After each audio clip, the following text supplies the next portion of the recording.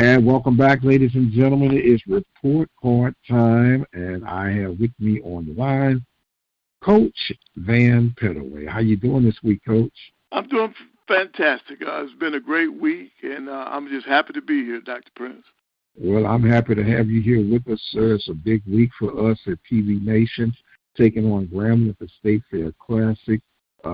Should be a very interesting game, but we are now going to review week 4. That's week 4, ain't it, Coach? That's crazy. Wow, this thing is flying fast, man. You get that pen out, sir, and let us go up and down the list. Of course, we'll save your Bulldogs for last, and let the grading begin. Okay, first up, Texas Southern Tigers were at UTSA, San Antonio, Texas. They lost that game 52-24, but I give the Tigers a C in that game. They showed up to play, even though it's tough down in San Antonio, but I still gave them a C. I gave them a B+, Coach, because of the fact they went in hostile territory. Andrew Body looked good. They scored 24 points, more than most people would expect. And they just faded out. You know, those scholarships made the difference in the second half. But they're improving, so I gave them a B+. Okay. Next up, down at Daytona Beach, Florida, Bethune-Cookman took on Grambling, and they won that game 36-19. First up, I'm going to give Bethune-Cookman an A for taking care of business at home. And I'm sorry for Grambling, but they got to get a D this week. They didn't show up on the road. Yeah, I was a bit disappointed. I actually figured Grambling would win that game on the road. There's a little interesting thing going on with head coach Hugh Jackson. If you hadn't noticed, Grambling have been playing without the G on their helmets. And he said they hadn't earned the right to put that G on the helmet just yet. So I'm pretty interested to see how that is going to go. And being that they'll be faced up against my Panthers this week, I want them to go G-less one more week before they get those G's back. So I gave them a D for their performance. I thought they would have had a little bit more firepower. And I gave Bethune-Cookman a B+ because Coach Sims, being at home, and this was a must-win game for them, and they showed up and answered the call. Oh, yes. So that's good. That's good for them. And next up, it was Jackson State hosting Mississippi Valley. Jackson State won that game 49-7.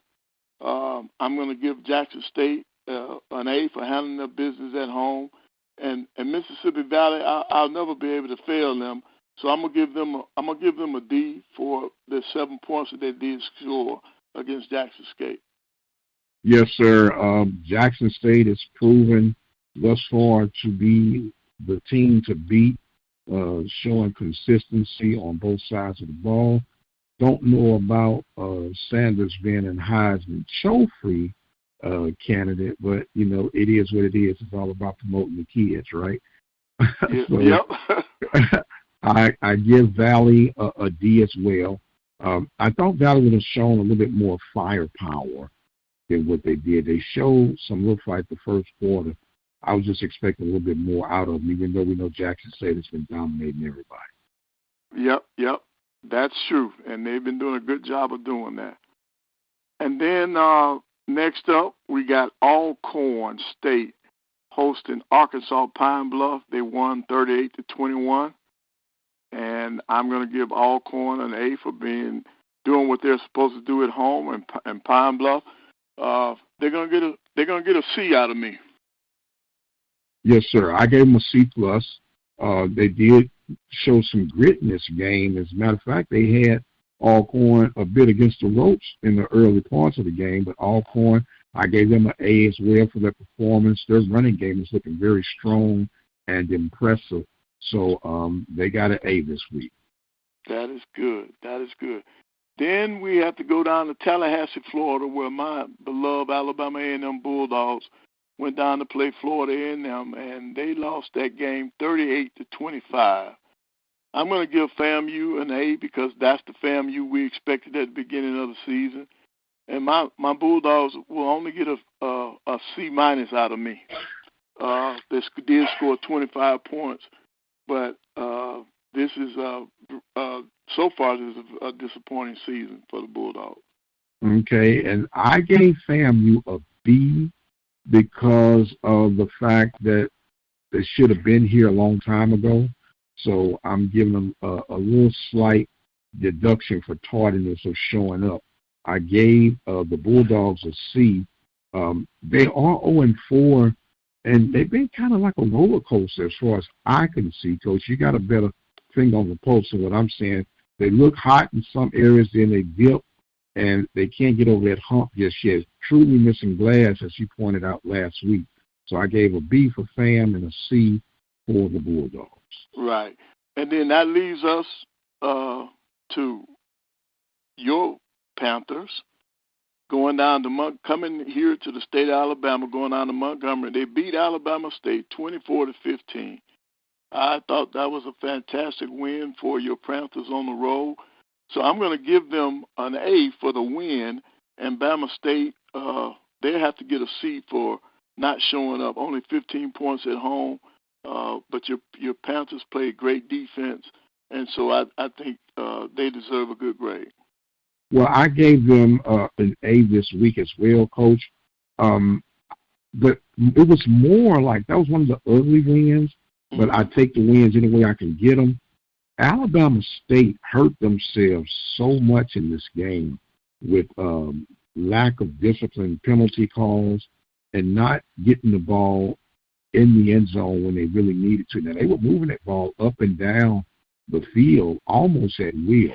So I gave them a C minus because of the self-destructing penalties that they got this week. But I'm really proud of my Panthers going on the road in hostile territory, stealing that win and positioning themselves in the Western Division to take on Grambling this week. So A and a C minus for that competition. Right. And now to do it for last week, and in the upcoming week, we've got a couple of games that are of note. I'm anxious to see who's going to get their first win, Alabama A&M or Mississippi Valley. But I think the game of the week will probably be your Panthers going out to Dallas to play Grambling. That's the game that I'm really looking forward to. A game that I'm looking at, Coach, with a very fine magnifier is going to be Southern Pine Bluff.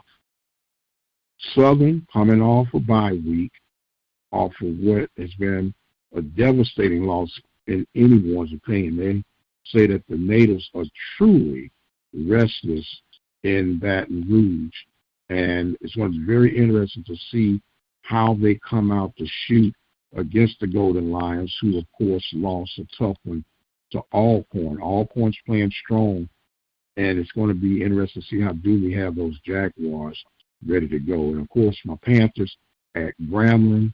Grambling, the home team this year in the State Fair Classic. Hopefully the Panthers can keep that momentum rolling. So we got a few games that we'll be chalking up on this week. And I'm just going to add a little bit feature to our segment, Coach. I guess the news of the week, according to the SWAC, I alluded to it earlier about Coach Sanders promoting his son as a Heisman candidate. Do you think that's a legitimate question mark? I honestly don't think so. I think the most valid person we had was Steve McNair. He had a sensational consistency throughout his career. But I'm interested to hear what you think about it, Coach. Well, no, I just think that he's just bringing as much attention as he can. I think his son has no chance of being a Heisman candidate. I just don't see it. But as a coach and as a father, he's just looking out for his son. He's getting his name out there. Okay. Now, it's also been a lot of rumbling. Sometimes these things come from the agents. Sometimes they come from fan base. But Deion Sanders' name is hot. for in your neck of the woods about the potential Auburn job that's going to be coming up, and Georgia Tech. Do you see any legitimacy in those? Even mention about possibly going to Nebraska. I don't see that one, but his name is truly hot. Well, Arizona State is another yes, sir. I program forgot that they've thrown his name out. Now, if he were to take any job, he would be better suited to come to Auburn because I think with his charm and his personality, he could rally those people. Georgia Tech, to me, academically, I don't think that's the right place for him to go because of their admission standards. But I can see him in the SEC fighting with these coaches, and his personality would definitely fit when you got all the different personalities that you have in the SEC right now. But I think as long as he continues to win, his name is going to always come up. But how serious are some of these programs? I think that's the big key. Are they really serious when it comes to him as being their head coach? And that's what that's what we got to wait to see. And I guess the second part of that would be, would Deion leave? You know, and would the fan base of JSU and the SWAC, for that concern, hold it against him if he was to leave? Oh, the answer is absolutely. I think if the right program comes up, he's gone. And I think also, and then not that I think, I know, the JSU fans will be upset that he leaves. They don't want him to leave. He's been the best thing for Jackson State since Walter Payton. Wow. And he's definitely a branding, marketing genius. And now that you brought it up, boy, if he was to land in the SEC, you talking about some combustible conversations going on at those media days and even post-game and pre-game interviews. Wow, something to look forward to and look out for. Either way, Deion Sanders' name is extremely hot. Jackson State is hot. By far the top team, not only in the Southwestern Athletic Conference, but in HBCU athletics. Well, Coach, we are definitely moving right along. It's almost midterm, sir. For these grades going out. As always, we appreciate having you come on board, and we're going to give you some closing thoughts and comments for this week, sir.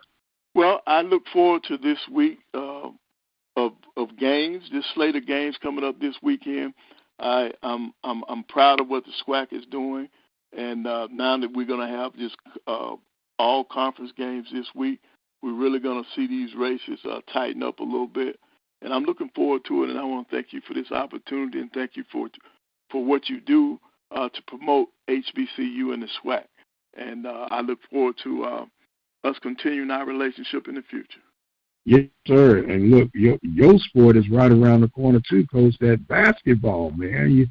I know you got your whistle around your neck. You probably ain't doing it at nobody, but you just keep it around for comfort, right? Right. I'm looking forward to the SWAC Media Day today, starting at 11 o'clock. So I'm looking forward to it.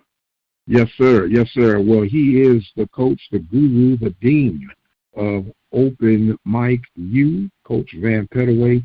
I am the radio guy, Dr. Mike Prince. We want to thank you guys so much for joining in with us. Don't forget you can follow me on Twitter at The Mike Prince Show. Subscribe to the YouTube channel, the Open Mic Broadcast Network.